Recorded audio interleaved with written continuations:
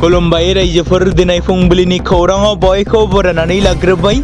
दासिमनि खौरांफोरा जाबाय जोबथारनायाव बिहु आरो झुमुरनि मुलुगनां दिन्थिखांनायनि उनाव बर'नि आंगो दोरोङारि मोसानाय बागुरुम्बाखौ 17 जानुवारि 2026 एबा मैया गुवाहाटीनि सरसजाय स्टेडियामाव बागुरुम्बानि दोहौखौ हादोरनि गाहाय मन्त्रि नरेन्द्र मदिनि सिगाङाव दिन्थिफुंनाया मोगथां महर लादों। लोगोसे बाहागो लादोंमोन आसामनि रायजो बेंगिरि लक्ष्मण प्रसाद आचार्य, गिबि मन्त्रि डक्टर हिमन्त बिश्व शर्मा, बिटिसिनि चिफ हाग्रामा महिलारी, आसाम एसेम्ब्लिनि बुंथिगिरि बिश्वजित दैमारी, आसामनि मन्त्रि चरण बर', एमपि जयन्त बसुमतारी, हादोरनि मन्त्रि सर्बानन्द सन'वालजों लोगोसे बर'नि माखासे आफादनि दैदेनगिरिफ्राबो मैयानि जारिमिनारि बागुरुम्बानि दोहौ मोसानानै दिन्थिफुंनायाव बाहागो लानानै मेहेरगोनां खालामो। मख'नो गोनांदि मैया मोनाबिलि 7:27 रिंगायाव 10,000निबो बांसिन मोसाखावरिफ्रा सरसजायाव बागुरुम्बा मोसानानै दिन्थिफुङो। बेराफारसेथिं हादोरनि गाहाय मन्त्रि नरेन्द्र मदिया गावनि बिबुंथियाव बर' हारिमुनि बे दोरोङारि मोसानायखौ नुनानै जोबोद गोजोननाय फोरमायो। लोगोसे मैयानि साना हादोरसानि सुबुंफोरनि थाखाय जोबोद गोनांथार सान होननानै गिबि मन्त्रिया बुंदों। लोगोसे गाहाय मन्त्रियाबो फोरमायो। रिपर्टनि बादिब्ला गोबां जौगाखांनाय हाबाफारिफोरखौ लानानै गाहाय मन्त्रि नरेन्द्र मदिया मैया मोनाबिलिनि 6 रिंगासोआव मोनसे जर'खा बिरखंजों गुवाहाटीनि गपिनाथ बरदलै हादोरनाङारि बिरखं गाथोनाव सफैदोंमोन। बिरखं गाथोनाव बिथांखौ रायजो बेंगिरि आरो गिबि मन्त्रिया गोसो गोरबोजों बरायनानै लादोंमोन। बेनि उनाव गाहाय मन्त्रिया सरसजायाव जानाय बागुरुम्बा फालिथायाव बाहागो लायो।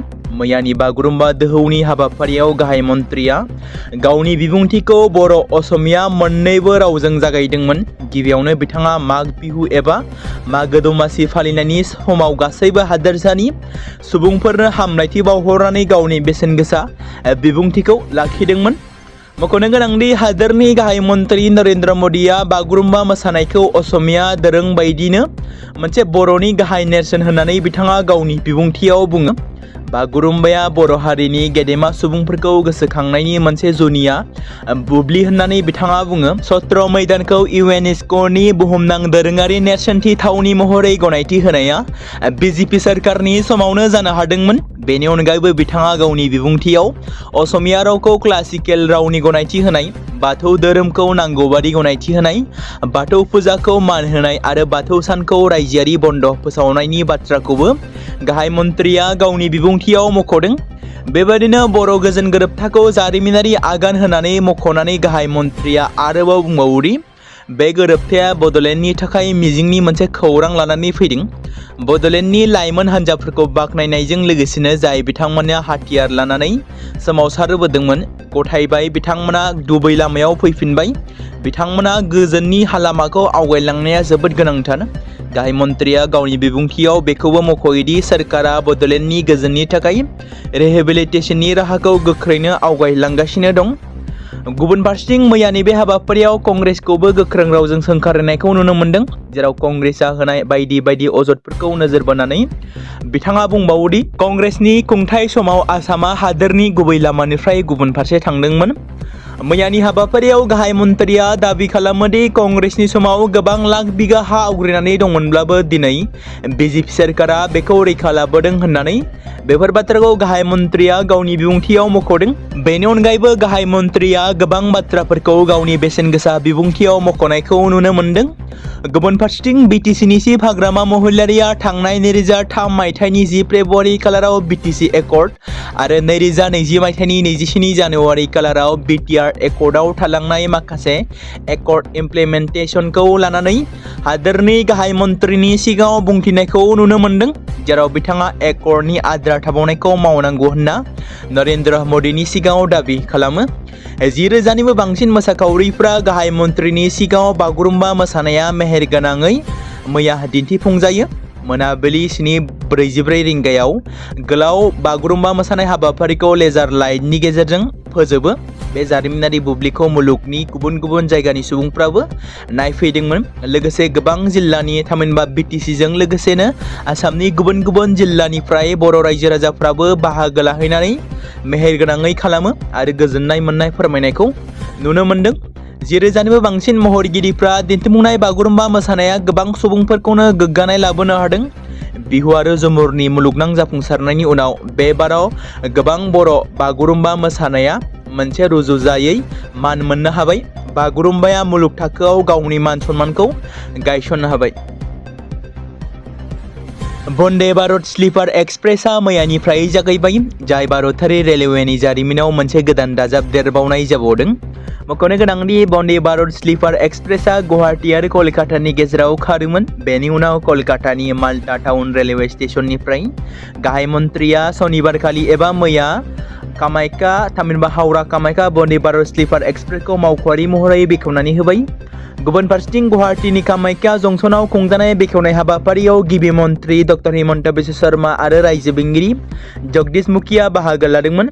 बे ट्रेनआ कलकातानि हावड़ा आरो कामाख्यानि जंक्शननि गेजेराव खारगोन होननानै मिथिनो मोन्दों। कामाख्या जंक्शनाव खुंजानाय हाबाफारियाव गावनि बिबुंथियाव गिबि मन्थ्रिया बुङोदि गुवाहाटी आरो कलकातानि गेजेरनि जानथाया 972 किल'मिटार।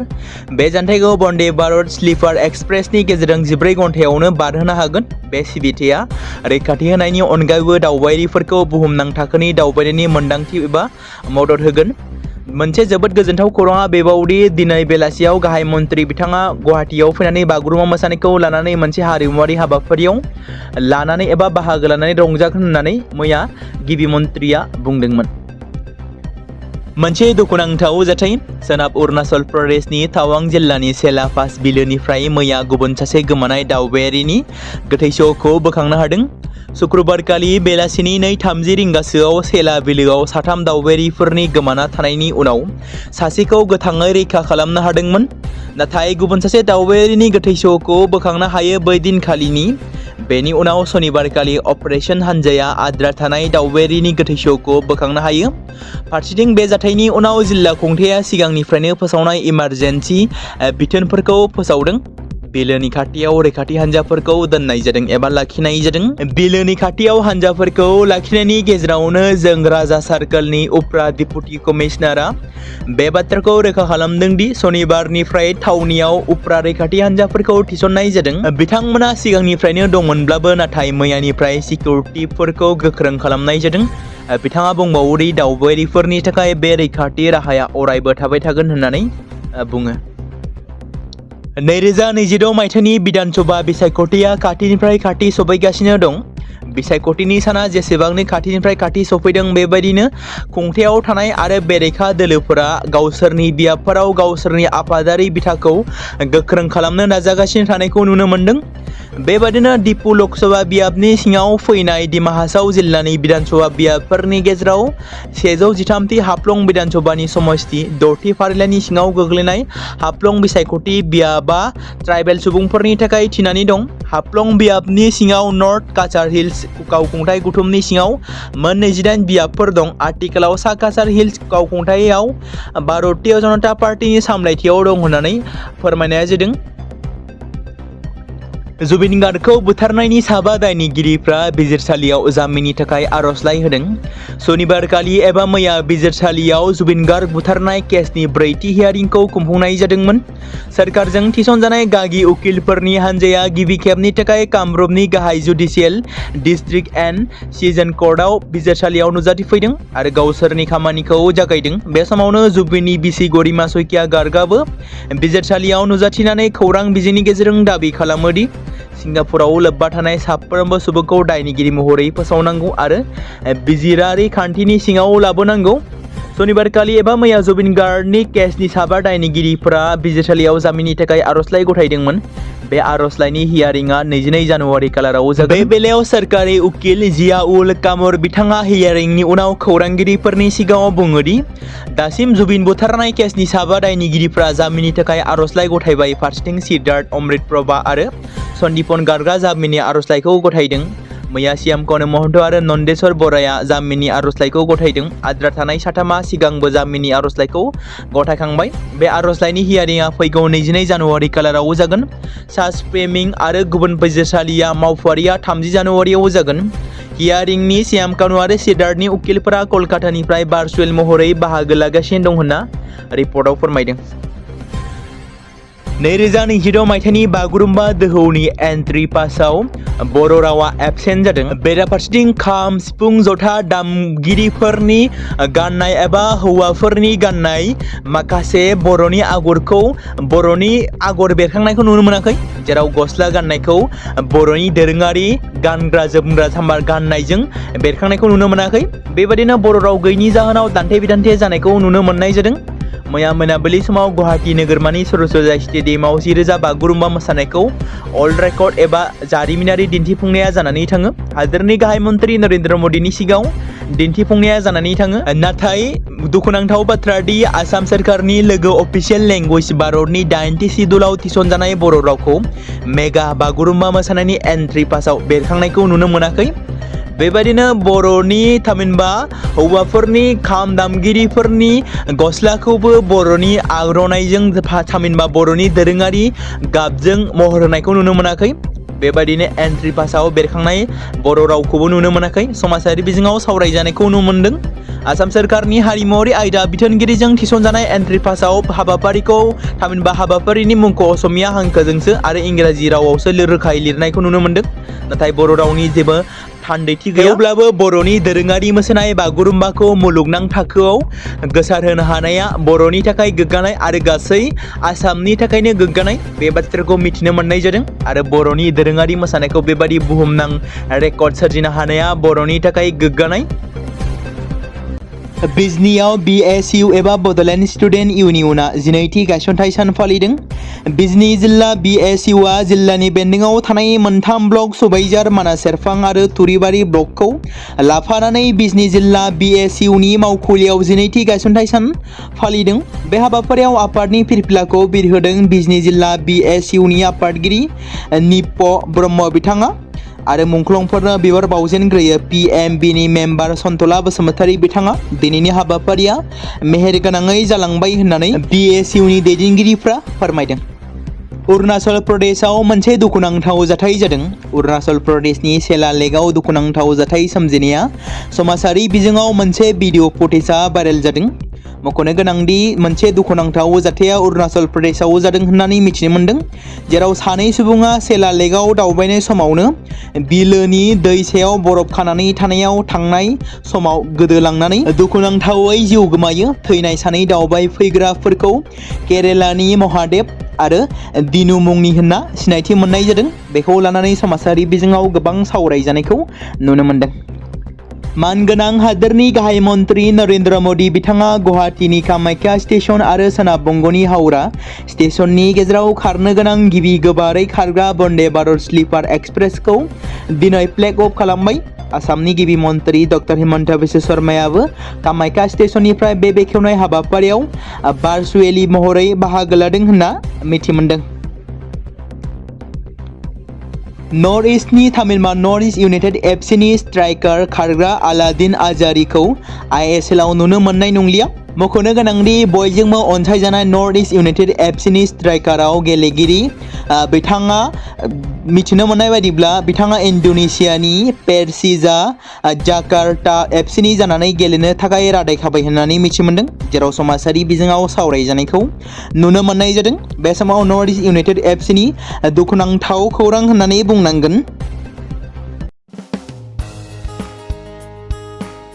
बे समाव मोनसे गोनां फोसावथाय बर' सावथुन नायनानै मोजां मोनग्रा गासै बर' रायजो राजाफोरनि गेजेराव लानानै फैदों मोनसे बर'नि OTT प्लेटफर्म गोनां, जाय प्लेटफर्मनि गेजेरजों नोंथांमोना बर'नि गोदान सावथुनफोरखौ नुनो मोनगोन।